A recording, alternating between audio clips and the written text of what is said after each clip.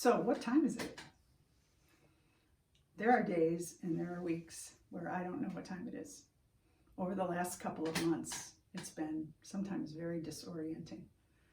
I'll wake up in the morning and I'll say, is it December? What holiday did we just celebrate? So I think that confusion might be somewhat common. Maybe you have felt it too, a sense of isolation and maybe the monotony of some days just makes the days blur together, a certain timelessness. So I've really enjoyed the last couple of days with the weather changing, and particularly Friday night with that hard frost, and then Saturday, that brilliant sunshine. And I just appreciate that the seasons are changing.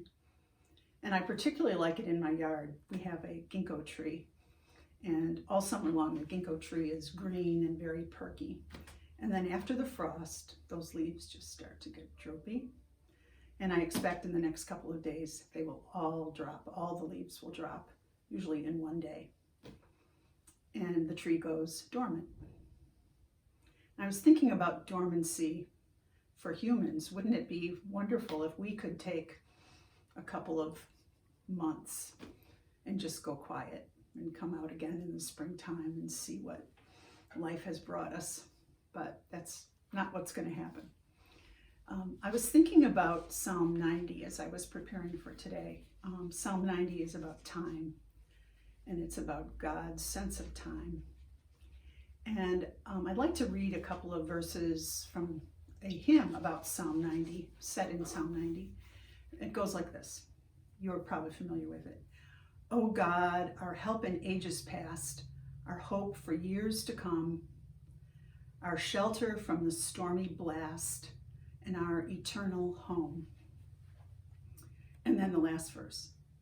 O God, our help in ages past, our hope for years to come, be thou our guard while troubles last, and our eternal home.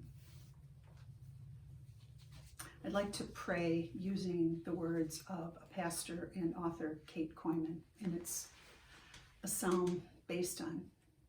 prayer based on Psalm 90. O God, our help in ages past, you've loved creation through it all, through the rise and fall of every civilization, through every pandemic, through every human power, just and unjust. Our hope for years to come, in a year of social distance, ventilators, and empty churches, in a year of flags, robocalls, rallies, and division, in a year of layoffs, shortages, and canceled plans. We entrust to you our deep and timid hope that the years to come will be better than this, our shelter from the stormy blast. We are so fearful and so weary of all the anxious thoughts we carry. We are unmoored by all this change. Sometimes it catches our breath to see our kids playing soccer in a face mask, learning math from a teacher on a computer screen, giving air hugs to grandparents over FaceTime. It's not what we wanted, what we hoped, what we believe is good. And we're afraid, too, of what might come. Threats of violence seem more real than before, divisions deeper, hatred stronger, weapons more common than we knew. We long for a feeling of safety, of shelter. We long for the one who calms the storm and our eternal home. You are the one who hems us in, who makes a space for our weary, frightened bodies under the shelter of your wing. Our lives are in your hands, the hands which made us, which sustain us, which spanned the cross in deepest love. Give us glimpses of what is eternal, and practice remaining true to the things which last: faith, hope, and love. May we be ever, always the ones who love. Amen.